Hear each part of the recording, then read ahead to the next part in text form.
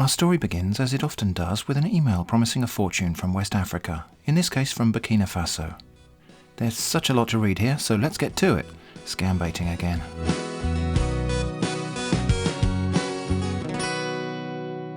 The email claims to be from Jeff Bezos. No, wait, from Jeff Bezos, a different guy. In an Avengers-like initiative, he's teamed up with the Organisation of African Unity, United Nations, European Union, the FBI, International Criminal Court and the International Monetary Fund. Whew, some lineup. Anyway, this consortium of organisations decided that I'm one of the lucky beneficiaries who might have been scammed. I am to contact Larry Ellison, who's the agent in charge, and he will arrange for me to receive a compensation fund on a prepaid ATM card with a daily withdrawal limit of $5,000. Now, I know I've said in the past that there are many reasons why everyday people might innocently fall for a scam, but I'm going to say that unless they have some kind of legitimate cognitive impairment, anyone who falls for this one is simply a dumbass, or greedy dumbass. Anyway, they're going to compensate me $950,000 just because I might have been scammed by scammers on the Côte d'Ivoire.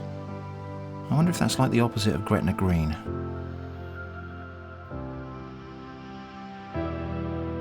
When the magic has gone, take a separation vacation at the Côte d'Ivoire. Enjoy our exclusive services. Everything from expert lawyers to event photography. From custom gifts and stationery both for him and her, to our exciting newly singles bar. We've even got wedding planners if you're thinking that far ahead. Take a break from each other at the Côte d'Ivoire Couples Breakup Resort. Check into one of our luxurious chalets or suites. Arrive together, leave apart. Remember, marriage is for life at best, but breaking up is forever. Untie the knot in style at the Côte d'Ivoire. Anyway, lucky me to be compensated just because I might have been scammed. So I replied to both Larry and Jeff, saying, "Hi Jeff, thanks so much for taking time out of your day to email me about this. I am deeply touched by your care and concern over this matter. Please let me know what I need to do next." Larry replied to say the United Nation had instructed him to send my card. Just the one United Nation. I mean, after all, you can't get much more united than that. And could I provide my personal details? You know, the kind of personal details you should never share with a stranger on the internet. I said, "My name is Morton Terranius. Before we proceed further, please could you confirm which bank will be issuing the card?" Larry said the card's already been issued by UBA Bank, which he'll send as soon as I provide the full requested details. I said, "My name is Morton Terranius and I live in Great Britain. Can I collect the card from a local UBA branch here?" Of course, Larry, who's now begun to spell his name Elison, said I could not collect it locally as it had already been issued. I said, "Okay."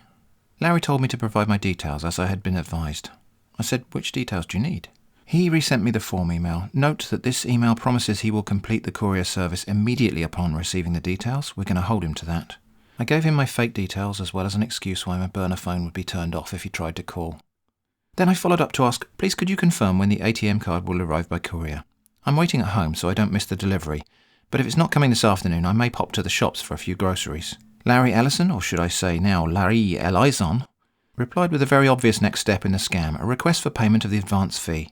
This is the absolute bread and butter of these scams. Oddly, he gave me a choice of different couriers and prices for this, something I've noticed before, and I wonder what the actual reason is for this. I have a couple of different hypotheses. Firstly, I think it might be that they feel the scam is more plausible this way, but also I think the scammers seem to derive some sort of weird moral justification from the fact that they didn't demand a specific amount. The victim actually made a choice to send it. Maybe I'm wrong about that, but I have seen other pieces of behaviour to indicate it. Anyway, I replied to say, "Dear Larry Elison, I have to say I'm quite disappointed by your latest email. You promised me the card would be delivered immediately following my provision of the personal details. I waited in all day for delivery of this card, missing both an opportunity for senior shoppers hour at the supermarket, and also I had to reschedule my appointment with the chiropopsodist. I'm not happy with this. Please just send the card. Also, why are you asking me which courier to use? Just send the card as you promised to." Larry pleaded innocence, saying, "Why are you disappointed with me? Am I the one to take the card to your country? You should know that we need an agent who will be delivering the card to you. Without an agent to deliver it to you, how do you think the card will be given to you? You have to choose from the company and send the charge immediately so that tomorrow or next your card will be shipping." I said, I am disappointed because not only did you promise that you would send the card immediately upon receiving my personal details, but also that I have wasted a day of my life waiting for the arrival of the card when you hadn't even sent it. When I was your age, people used to keep their promises. Words used to mean something. I'm afraid you now have some work to do to restore my broken faith in you. Send the card. I will pay the fee after I receive it. I don't care what courier you use. It's ridiculous you even asked. He replied, "If you really want to receive your ATM card, go ahead and send the delivery charge, or forget about it." I said, "Dear Mr. Eliasson, frankly, this isn't your decision to make. The compensation was awarded to me by Jeff Bezos on behalf of the Organization of African Unit, United Nation, European Unions, and FGB-MFI. You do not have the authority to tell me to forget about it. You are merely the agent in charge of delivery, a duty which I'm sad to say you have so far failed. Now, send me my card, I will pay the fee by return, immediately on receipt." He pleaded, "How do you accept me to send the card without the shipping cost? You know it's not possible, and I have to make it clear to you that you should choose the company that you can handle. That is why I've listed them to enable you to choose, and send the rate to enable the shipping. Please note again that if the delivery cost does not paid, sorry, there is nothing I can do."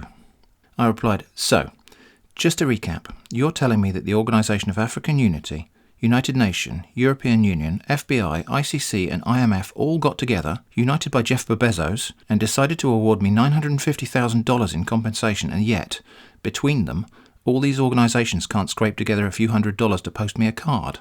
Do you realize how stupid that sounds? Send the card, invoice me for the shipping, I'll pay on receipt. This is not a difficult thing for a grown adult to handle. I'm assuming you're not a small boy." Larry didn't respond at all for a day, and when he did, he wasn't budging. He sent 3 emails saying, "Sorry sir, you must send the shipping rates before delivering to you. But if you don't want, just forget it and never respond back. All you have to do is go ahead and send the amount so that your ATM card will be delivered to you. Or forget it, because no one is forcing you. If you can't send the delivery shipping, forget the card." I said, "It's not within your authority to tell me to forget the card. Please remember your place and work within the bounds of your duties. Perhaps it would help if you could put me in direct contact with your supervisor or line manager. Please arrange for this to happen." He didn't reply, and maybe wasn't going to, so I threw him a bone and said, "Fine, I'll send the fee, but this is ridiculous." Back on the hook, Larry told me to choose a courier and pay via Western Union or MoneyGram, giving me a recipient's name in Burkina Faso. I said, "Can I pay by CoinSquirt? What's your payment tube ID?" He said, "Sorry sir, go ahead and send the amount through Western Union or MoneyGram as you have been instructed with the name given to you. You don't need any other thing for the payment, just send it Western Union or MoneyGram with the name, and that is all." I said, "You don't have CoinSquirt? What about Fund Thrust?" At this point I was sort of running out of ideas where to go next, when Fortune delivered another scam email to my mailbox, this time from Jude Law. Lovely Jude Law. It's a completely separate scam from presumably a different set of scammers, but the details are sufficiently similar, IMF, $5,000 per day, that I can act confused and try to forge these 2 different pieces into one horrible, messy conversation. Let's go. I said, "Hey Jude, is this related to the emails from Larry Ellison?" The payment agent, with 2 first names, Paul Carl, replied to say, "Urgent attention. This is regarding to your question, which you are advised not to respond to any so-called Larry Ellison, because he is one of the scammers, and also the reason why you're being compensated by this offer from the United Nation. Right now you are to inform us your current state to enable immediate release of your first payment, if it's necessary for you to send the given charge. I wait for your urgent response." Meanwhile, I asked Larry, what are the weights and measurements of the package containing the card? Larry said, "Please sir, if you're not sending that amount, you can forget it than asking questions which does not concerns me. How may I know the containing weight of the card? Am I courier delivery service? If you ask me any question again, I will not respond to your message any long, I swear." I said, "Sorry, it's just that those costs seem rather high for shipping a small piece of plastic." That was my reason for asking the weights and measures. I'm assuming this ATM card is of standard dimensions and weights. Is there some other material being shipped with it, such as heavy documents or dense packaging materials? I genuinely don't understand the reason for the high cost of shipping is all. Larry left me alone for a while, which was, after all, what he threatened and promised to do. So I went back to Paul Carl, replying to his warning that Larry Ellison is a scammer, to say, "This is distressing. Larry Ellison has asked for payment for shipment of my ATM card. What should I do?" We'll find out what happened next after this short break to answer one of your frequently asked questions. Today's question is, I want to bait scammers. How do I start? Well, firstly, are you sure you really want to? Keep in mind that these people are criminals, and leaving aside the question of whether it's morally right to do this, you have to decide, for yourself, whether you understand and accept all of the possible risks that may be attached to conversing with criminals. Nextly, if you're going to do this, do not do it as yourself. Do not use your own identity or location. Do not use your main mailbox. Do not use your real bank or PayPal account, even if you think you're clever enough to extort money from the scammers. The actual risk of some 419 scammer in Burkina Faso tracking you down are really small, but that risk is best avoided anyway. Furthermore, once you've accepted and controlled the risks and set yourself up a mailbox, the best way to get started is to head over to somewhere like 419 Forum, where people post donor scam emails they've received. Copy one of those, compose an email in your Scambaiting mailbox, paste in the donor scam, and make the email look like a reply. The scammer will not notice that you're not someone he originally sent the message to, because these guys send millions of emails to huge lists. I've demonstrated how to do this in another video, which I'll link below in the description. Finally, if you're looking for tips on how to actually mess with these guys, well, there are no rules for that, but in my experience, if you want to string them along for as long as possible, it's like landing a fish. If you sense they're coming off the hook, you give them a little bit of slack and play with them. And when you feel they're hooked firmly again, you have some fun reeling them in. Anyway, back to the scam baiting. So we got ourselves to the point where Larry looked ready to rage quit, and this new scammer, Paul Carl, was in the mix, warning me that Larry was a scammer. Just to confuse things further, I decided we'd bring in John Warosa again.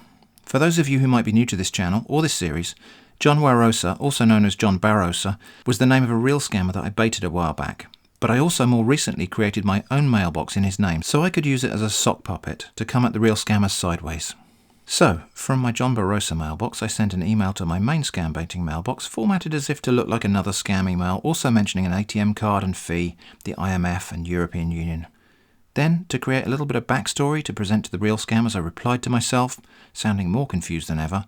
My sock puppet, John Warosa, replied, "Do not be of concern. Be rest assured that I handle all of the matters from now time until transaction done. I know the previous contacts I am dealing with this now. You do not need to contact them anymore." So having fabricated this little dialogue, I could reply to John Warosa, but also copying in both of the real scammers, Larry Ellison and Paul Carl, forwarding the entire fabricated conversation and saying, "Dear Larry, Carl and John, I'm getting very confused as all of you seem to keep passing this matter to someone else to deal with. I was initially in contact with Larry Ellison on this matter, then Paul Carl intervened, and now John Warosa. Please arrange between yourselves who is actually handling this matter and get back to me. I just need to get the ATM card. I don't really care about your handoffs and workflow." Paul Carl was the first to reply, only to me, saying, "Please, I'm not here for any kind of joke, so if you want to be scam, then listen to Larry and John." Larry, however, was still doggedly on track about paying the shipping charge, or forget it. So I asked Larry, who is Paul Carl? And who is John Warosa? If these people are not your associates, how do they know about the compensation award and the ATM card? Larry said, "I don't know them, and I don't want to know them. For the last time, if you fail to send the amount and keep asking this, I will not only ignore your message, but I will block you, and I mean it. Try and see." "Okay, I will." I replied, "I'm sorry, Larry, but I don't understand why you're reacting in what seems to be an angry fashion. This is all very confusing and worrying to me. And I just want to get the ATM card, but it seems like every time I check my email, there's some new complication." Then I told Paul Carl, "Larry's an angry man and threatened to block me. I hope you'll be kinder." Larry replied, "I don't really understand what's going on here. How come do you get in contact with the people you are mentioning their names which I don't know? I have instructed many times to go ahead and choose from one option and send the amount quickly so that your card will be delivered to you.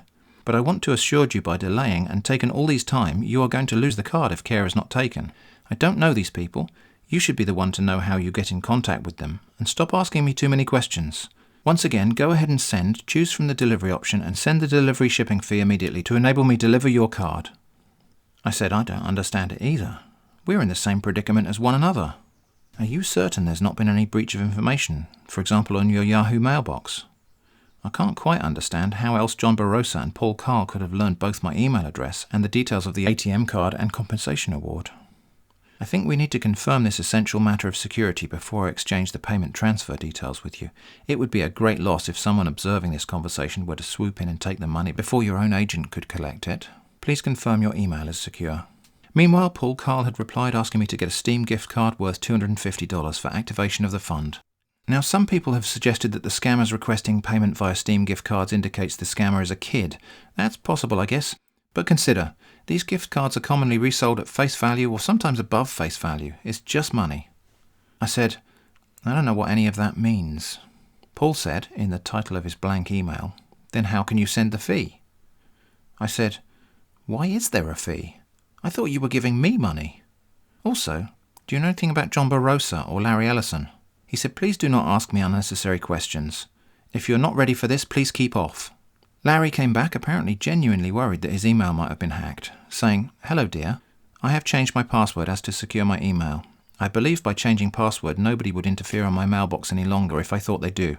Kindly go ahead and send the amount quickly to enable deliver your card. And you also have to make sure your password is changed, as this is for security reasons. I will be expecting to hear from you with the payment details of the shipping charge. So I went to my John Warosa mailbox and sent myself an email saying, I know Larry said he changed his email password, but he's trying to scam you. You need to trust only me. I can complete the transaction and get you the fund award. I forwarded this to Larry saying, John Barosa sent me the email below. I think he must have gained access to your computer. Does he work in the same place as you or something? Why is he saying these things about you? I don't know who to trust now. Larry replied, honestly, I really do not understand anything here. This person, John, doesn't work with me. I don't know him, and I don't really know what he wants. Maybe he's accessing your mailbox, and you have to find out what is going on. Then he said, get me your WhatsApp number so we can write on WhatsApp. I think that will be the easy way and for security reason. We'll come back to that in a moment, but first, Paul Carl told me to send a fee via Western Union or MoneyGram to Terry. I said, I don't understand. Does Terry work with Larry Ellison or John Barosa? Then I went back to Larry with another fabricated email from John Warosa. I edited the timestamp so it's a minute or two before Larry's email asking me for WhatsApp. The message I fabricated from John was a one-liner, saying he's about to tell you to use WhatsApp.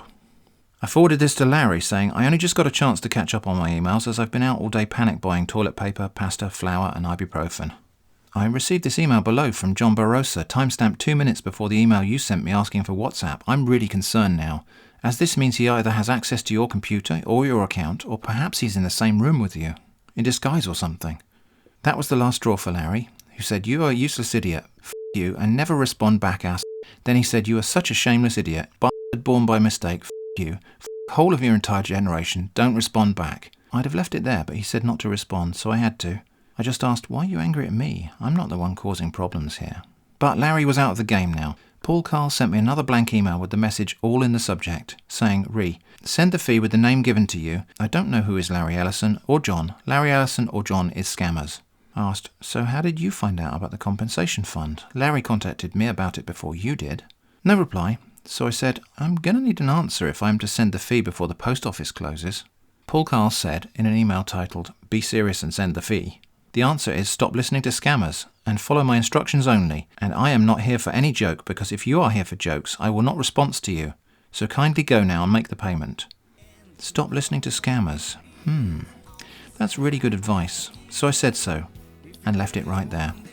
So that's the end of today's story. I hope you found that entertaining. Thanks for watching and I hope to see you again soon.